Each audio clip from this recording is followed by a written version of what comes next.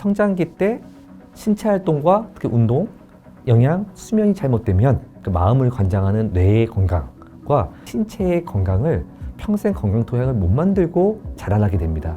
2천만 명이 넘는 당뇨와 당뇨 전 단계, 또 2천만 명이 넘는 고혈압 전 단계 포함해서 그 원인들이 많은 아이들이 성장을 제대로 못하고 하는 넘어가는 부분이 있기 때문에 저희 아버지가 제가 초등학교 6학년 때 이제 간경화가 걸리셨어요.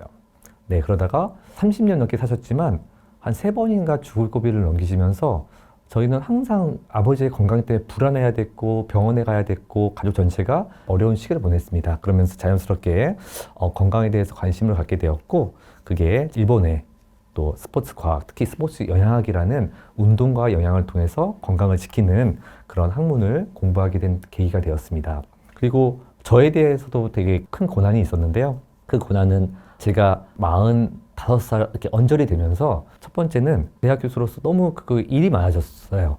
그런데 그 일을 잘 조절할 수 있음에도 불구하고 제가 운동도 안 하면서 신체 활동도 많이 떨어지게 됐고 3명을 아이들을 키우다 보니까 아이들 재워놓고 나머지 일을 새벽까지 일을 하고 자는 습관이 생기기 시작했고 또 하나는 먹는 걸 건강기준으로 가리키는 사람임에도 불구하고 콜라, 패스트푸드, 가공식품 막 먹는 습관이 또 생겼어요. 그러니까 굉장히 오늘의 그 3가지 핵심 포인트인데 이 3가지 대해서 그런 식으로 하다 보니까 몸에 습진이 생기기 시작했습니다.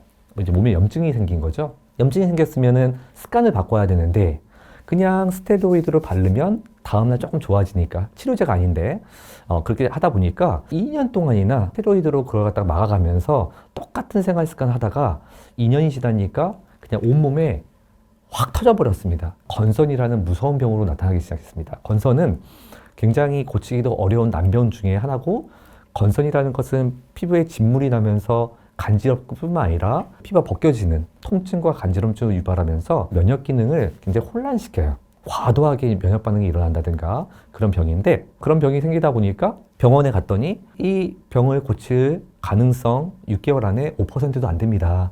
당분간은 조금 이렇게 다스리면서 장기간으로 가야 됩니다. 그 말을 들었습니다. 대사 면역력이 떨어지다 보니까 이 면역력은 또 수면 조절하고도 연결이 되어 있습니다. 수면이 안 되다 보니까 하루에 1시간도 못 잤는데 다음날 또 못 잤는 거예요. 그런데 온몸은 다 진물과 간지럼증이 잠을 못 자고 병 중에 이렇게 괴로운 병이 있구나 하고 싶을 정도로 잠을 못 자면서 몸이 간지럽고 따가운 고통을 겪다 보니까 이때부터 저의 알고 있는 지식을 그 이중적 생활을 살았지만 이제부터는 정말 한번 건강하게 운동과 영양과 수면을 한번 고쳐보자. 제가 알고 있는 지식 안에서 그 고쳐서 그 루틴을 가져가서 최대한 고쳐보자 해가지고 6개월도 안 걸리는 시간 안에서 완치가 되고 병원에 갔었을 때 5% 그러니까 이내로 들어간 것뿐만 아니라 1000몇백 케이스 중에서 저같이 빨리 그 치유된 케이스가 없기 때문에 뭐라고 설명할 수 없습니다 할 정도로 있었습니다. 운동과 영양과 수면은 다 같이 가져와야 되는 정말 중요한 부분입니다. 왜냐하면 이 운동과 영양, 수면이 서로 상호관계를 하면서 나빠지면 서로 악순환을 일으키기도 하고 그런 부분이기 때문입니다. 부모와 아이의 건강을 위한 두 가지 투 건강 포인트에 대해서 제가 말씀을 드리자면요. 부모가 막 안 좋은 걸 먹고 있는데 너는 야채와 과일을 먹어라. 안 되죠. 그리고 부모가 운동을 안 하는데 너 운동 할래 말래. 말도 안 되는 선택지를 준다든가도 어려운 부분입니다. 아이하고 싸움만 나겠죠. 부모와 아이의 건강을 위한 투 포인트의 가장 중요한 기본은 부모님이 좋은 걸 드셔서 건강해지셔야 됩니다. 부모님이 45세 나이 이후에 지나가면 운동이란 신체 활동이라는 것은 그전에는 노화가 안 일어나니까 운동을 안 해도 어느 정도 사라집니다. 그런데 45세가 넘어가면서 또 50대 넘어가면서 굉장히 몸이 무너지는 시기가 오는데 운동과 신체 활동을 안 하면 한계가 옵니다. 필수 조건입니다. 부모님들이 어떻게 하면은 운동 습관을 가지면서 아이들이 그걸 보고 자라올 수 있을까? 부모의 말이 아이의 인생을 만들듯이 부모의 건강 습관은 아이의 평생 건강 습관을 만듭니다. 수면도 부모님들은 늦게 자면서 TV 보는데 아이들한테 문 닫고 자. 빨리 불 끄고 자. 너 스마트폰 이렇게 오래 하냐? 자. 절대 못하죠. 부모가 같이 불을 끄고 같이 자주고 자는 동안에 같이 스킨십도 해주고 그런 시간인데 중요한 것은 12살 때 이전의 수면 습관이 평생의 수면 습관을 좌우합니다. 요새는 12살 이전에 새벽 1~2시에 자는 애들 많습니다. 그런 부분이 얼마나 아이들한테 폐해가 되는지, 성인이 돼서 얼마나 건강을 해치게 되는지, 여기서 중요한 포인트는 일단 부모님들이 이걸 잘 공부하시고 그 루틴을 잘 가져가시면 아이들은 시간은 걸리지만 그에 따라서 점점 보고 자라고 평생 그 습관이 생기게 된다는 게 포인트입니다.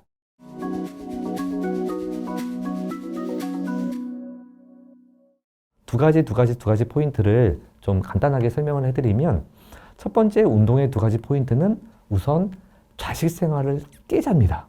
참 어렵습니다. 일단은 우리 부모님 관점에서 말씀드리겠습니다.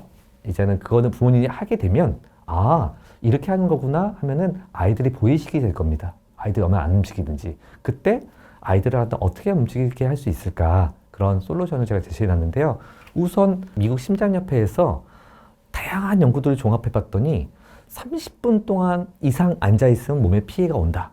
자, 1시간 아니면 2시간 장시간 앉아있으면 앉을수록 혈액의 운행은 정체가 됩니다. 이게 왜 이렇게 안 좋을까요? 펌프질을 갖다가 이 심장을 통해서 앉아있으니까 제대로 산소와 영양분을 점점 공급도 못 해주게 되지만, 문제는 우리는 노폐물을 갖다가 정맥을 통해서 싹 해서 배출을 해줘야 되는데, 하지에 있는 종아리 근육과 허벅지 근육이라든가 그런 근육을 신체 활동 중에서 좀 움직여주지 않으면 정맥이 차고 올라가서 배출을 할 수가 없게 됩니다. 그리고 저희들이 신경계 활동, 그런 활동들은 1시간, 2시간 앉아있거나 그렇게 있으면 굉장히 문제가 생기기 시작하는데요. 그러면 잠은 자는 동안에 저녁에는 많이 누워있고 앉아있는데 괜찮습니다.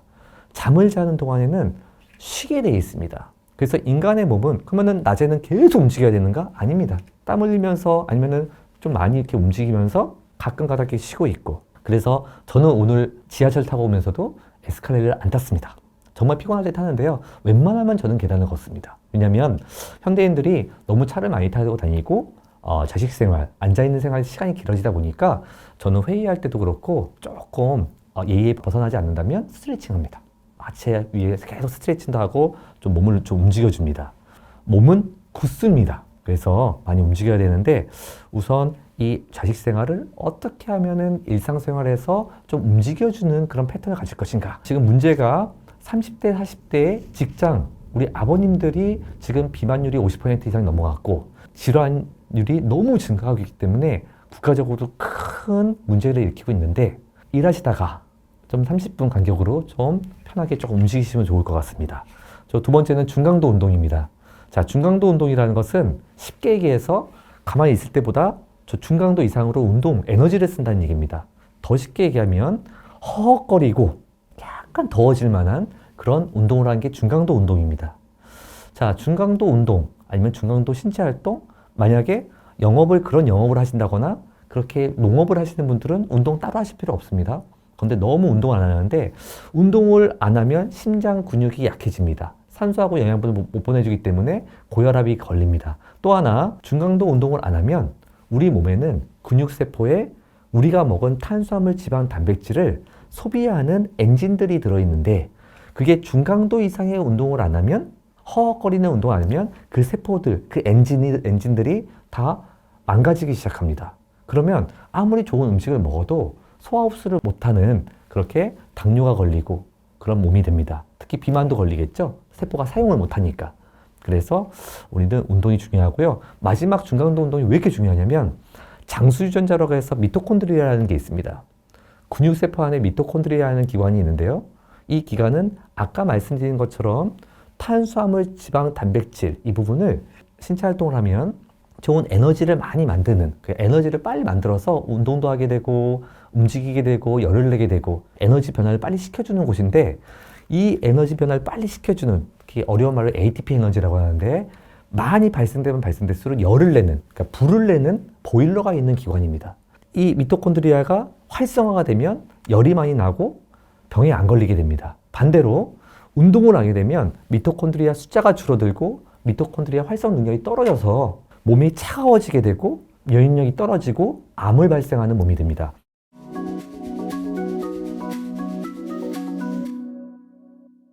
두 번째는 영양 포인트에 대해서 말씀드리겠습니다. 첫 번째 영양 포인트는 가공식품과 패스트푸드. 자, 이게 왜 이렇게 안 좋냐?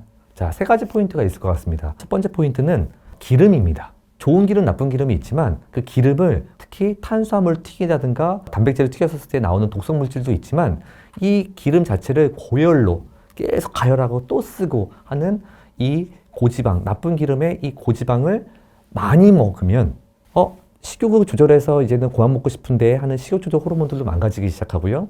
또 하나 음식을 많이 먹게 되는 비만을 유발하게 되고요. 그리고 굉장히 염증을 유발하는 특히 혈액을 탁하게 하는 원인 물질입니다. 또 하나 이 가공식품 패스트푸드에는 설탕이 많이 들어 있습니다.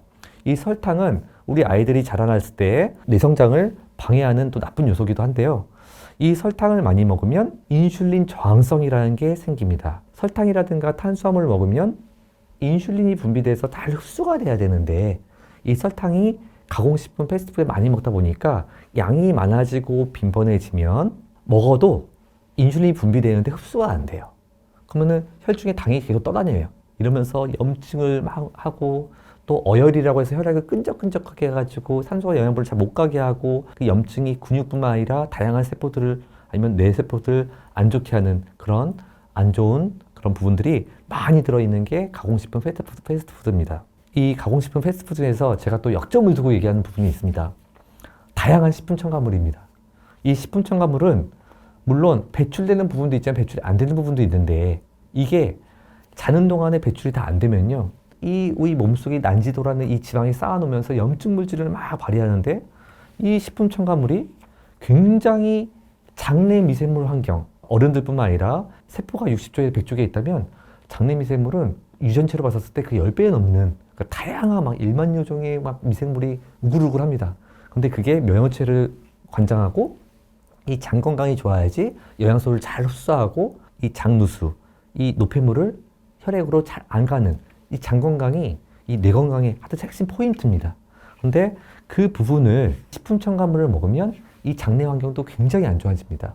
장염증이 생기고요. 그리고 소화 흡수하는 장염증 세포, 장점막을 망칩니다. 이 장만 망치는 게 아니라 식품 첨가물이 굉장히 아이들이 자라나는 ADHD에 문제가 있다는 그런 문헌들이 많고요. 최근에 네이처, 그 유명한 네이처에서도 이 부분이 얼마나 염증 물질을 발휘해서 질환을 하는가 그런 연구도 많이 발표가 되고 있습니다. 두 번째 포인트는 현대인들의 가장 나쁜 그리고 질환을 유발하면서 그리고 밤에 잘 때 노폐물을 잘 배출해야지 건강한 몸이 되는데 그 부분을 망치고 수면의 질을 떨어뜨리는 그 습관이 과식 그리고 야식 습관입니다. 과식은 한 번에 많이 먹는 걸 얘기하고요. 고지방, 고설탕, 특히 이 미각을 자극하는 식품 첨가물이 많이 들어있는 가공식품, 패스트푸드를 많이 먹을 때 빨리 먹게 되고 많이 먹게 되고 이 식욕 조절 호르몬에 이 저항성이 생기기 때문에 점점 과식을 해서 점점 비만이 생기고 질환이 있는 몸으로 바뀌게 되는 거죠.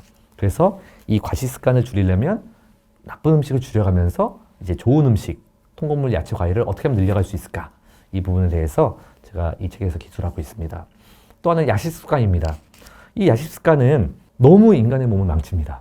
사람의 몸을. 왜냐하면 야식 습관이라는 것은 두 가지 패턴이 있는 것 같아요.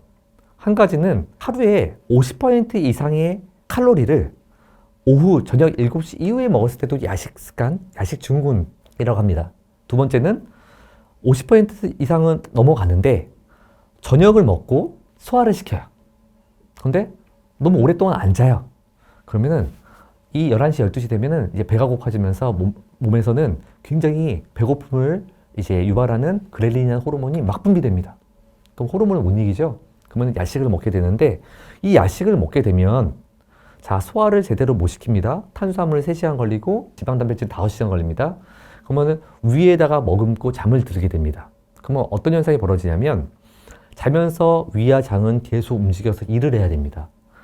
사람의 몸은 하루 동안 쌓였던 노폐물이라는 것은 많은 세포들의 생명이 끝나면은 60조, 100조개가 끝나는 그 노폐물들, 세포 찌꺼기들, 많은 호르몬들이 쓰이고 나면은 단백질 찌꺼기들, 먹어서는 안 되는 물질들이 또 많았었을 때 그런 노폐물들, 하루에 수천 개씩 발생하는 암세포를 처치한 이후의 쓰레기들, 시체들, 많은 그런 부분들을 우리가 자는 동안에 노폐물 처리해야 되는 에너지를 쓰고 집중을 해야 되는데 야식을 먹게 되면 위장이 계속 일하니까 위장의 능력도 약해질 뿐더러 장은 노폐물을 더 배출하는 몸이 되고 더군다나 이 노폐물이 너무 많은데 자는 동안에 노폐물을 잘 처리하지 못하게 됩니다.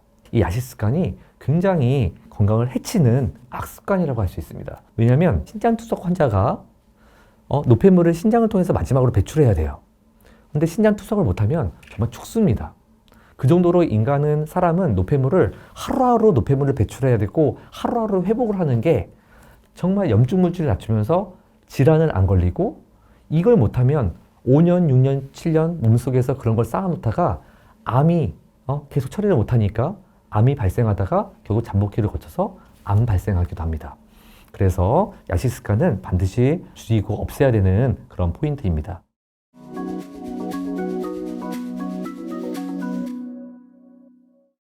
마지막으로 수면 포인트에 대해서 말씀드리겠습니다. 첫 번째 포인트로는 운동과 영양과 수면이 다 연결이 되는데 우선 야식이 수면의 질을 엄청나게 떨어뜨립니다. 수면 호르몬이 멜라토닌 호르몬이라는 게 있는데 많이 분비돼서 이제 졸리게 자게 돼요.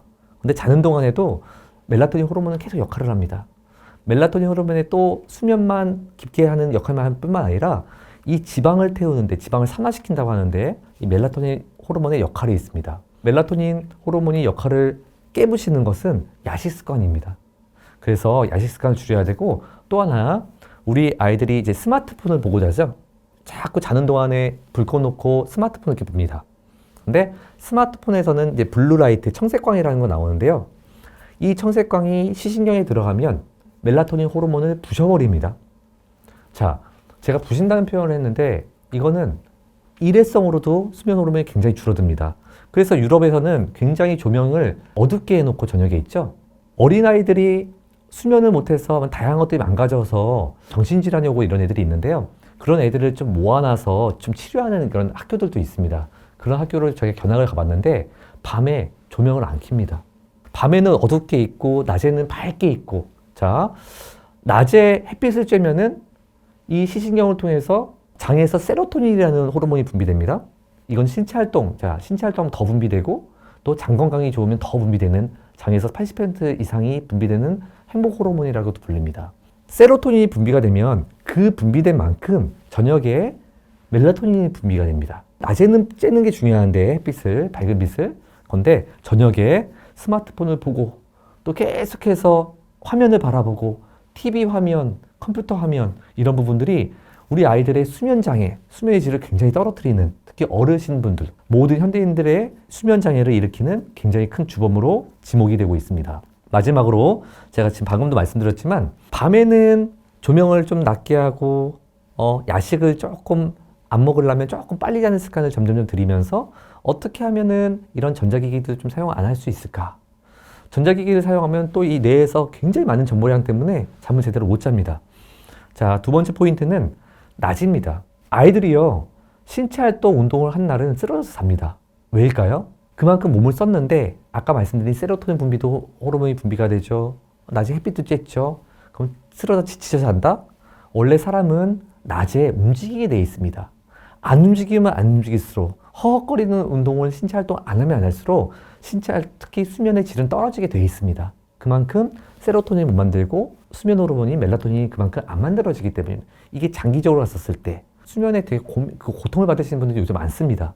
근데 수면 호르몬을 먹으면 이 대사들이 나중에 역할을 안 하게 돼요. 처음에 어떻게 할지 모르면 우선 좀 허헉거리는 운동을 해보시라고 굉장히 권유합니다. 왜냐면 그런 게 없이 잠을 어떻게든 자보려고 했는데 잠이 안 와지죠. 낮에 제대로 못했으니까. 그래서 낮에 좀 운동을 하는 그런 습관이 굉장히 중요합니다.